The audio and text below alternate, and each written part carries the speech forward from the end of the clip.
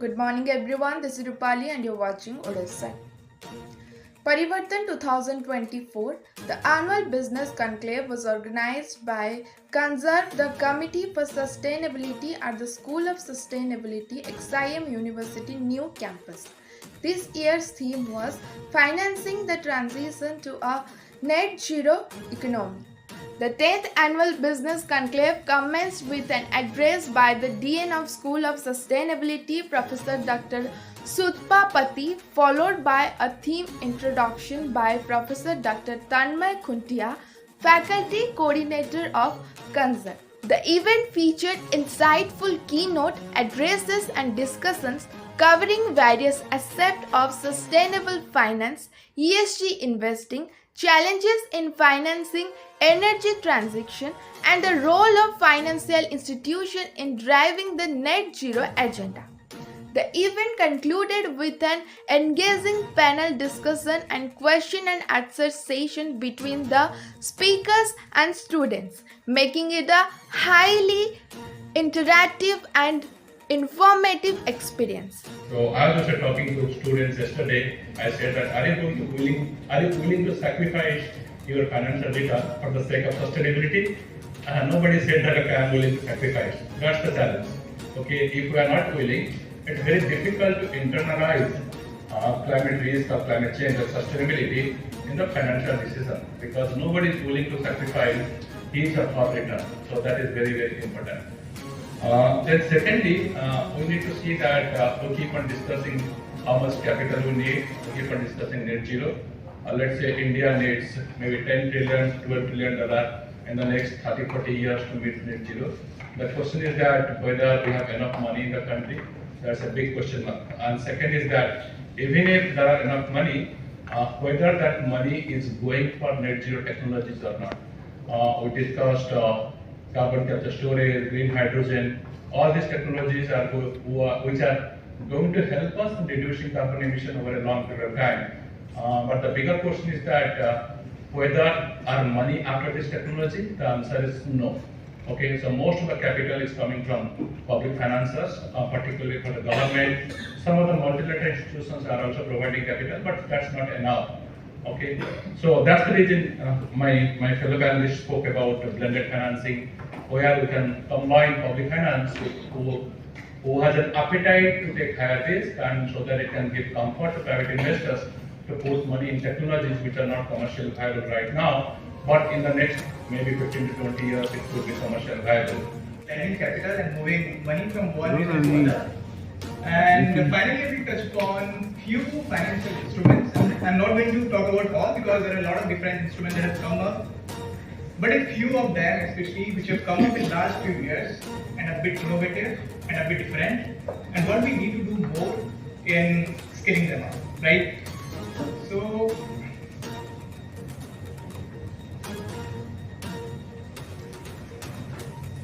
can I go to the next slide, please? Yeah. Next slide. Yeah, so first thing is that we need to understand that the world economy is not in trajectory to reach net zero by 2050. And I say this because there is huge gap in terms of the financing that we need and the financing that we have today.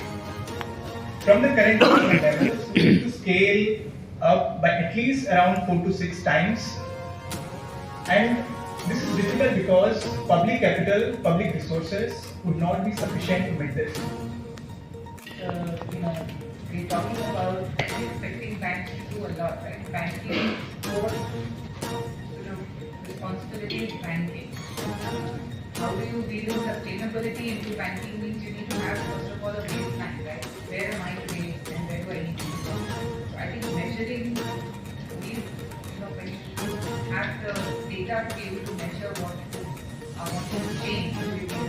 So I think that is a big challenge. But I think AI is making it easy. Regulations are also providing a lot of enablers for getting data more easily. And so the second question is that what are the challenges and opportunities? So I think there is a business case for why we need to do all that I explained, right? And I think banks are the very fact that 71% of the total banks that are members of the UNFI platform the ARB, the Principles for Responsible Banking Platform, show that it's not just because of environment, like Mr. Tanmay said, right? Just because only if the delta between an EV vehicle and a normal vehicle is very low, will someone really go and buy something, right? So I think the business case for each of this is something that the banks have already established. And even when we talk about circularity, say for example, and I'm just giving an example of how we embed circular economy into your lending and investment decisions, the first thing you do is building a case for it, right? On what are the opportunities for circular economy. So all this is very, very copiously documented in each of these. Because if you don't talk to the bank about what's in it for them, there's no way that they are going to actually embed it into. He also talked about risk-adjusted returns, right? We've spread the tree all around, the branches are all around, but the essential seed, or I would say the soul of sustainability, lies within us. And unless we practice sustainability at our hearts, in our own lives, we will not be able to practice sustainability around the world, and we will see so much of catastrophe that is already happening around the world. And as we were just sitting and discussing while we were having a snack, we are just assuming that we will survive by 2050. We shouldn't be under this false impression that if we do not achieve net zero, we will survive. We are definitely not going to, because whether we recognize this or not, whether the 700 crore population of the world recognizes and understands the urgency of the situation, by 2030, the catastrophe has already started, and by 2030 we will already be in a pre-doom state, as the climate scientists have forecasted based on their all scientific studies.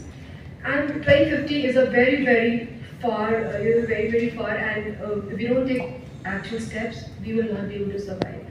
And coming across with risk management and innovative financial solutions.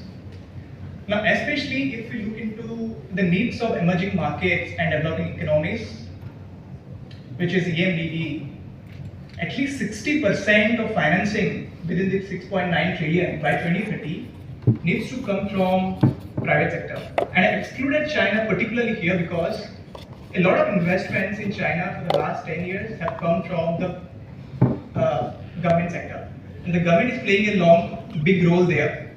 But in case of the emerging markets and developing economies, when we look deeper into the policies, into the regulations, into what they have, a lot of the funding needs to come from the private sector. Balance the global ESG strategies with the local market needs. Okay. First of all, to get to net zero, the global goals need to be converted to the local ones. That's the first. So when we work at different markets, the risk profile of different markets are very uneven. The risk of financing something in India, say for instance, renewable wind is easier. You cannot do that in Singapore because the wind velocity down the coast is not there, right?